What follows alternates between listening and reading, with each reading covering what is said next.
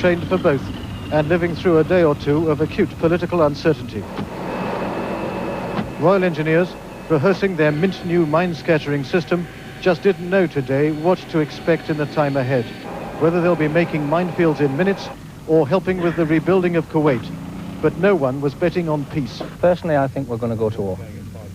And the only reason I think that is because I think the Americans are going to get a bit cheesed up fairly quickly at all this flanneling around and waiting. And I think really the world truly wants us, perhaps not to go to war, but to sort Saddam Hussein out once and for all. I think it's probably going to be war. And of course, as a soldier, one must always prepare for the worst.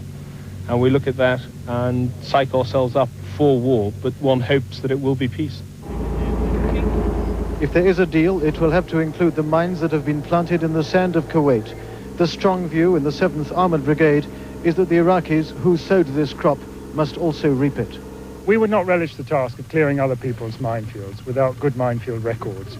If we have good minefield records, we have the equipment to breach those minefields, that is, make a single lane through.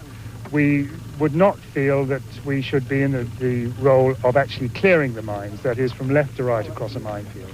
Who's going to do that?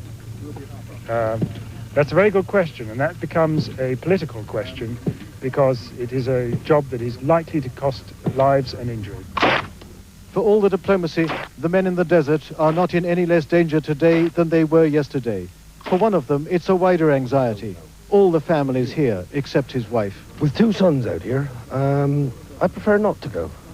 That's a personal opinion, of course, but 2 sons, what would you say? Be honest. It's not that the British soldiers here want war, though there's a technical part and some of them would like to see if the equipment works. It is that is now what they expect.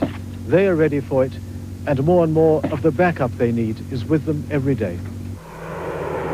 The British were practicing today forward supply drops from RAF Hercules, the sort of technique that would be used in support of a fast-moving thrust into enemy territory. They're preparing for war as if peace were a mirage of the desert.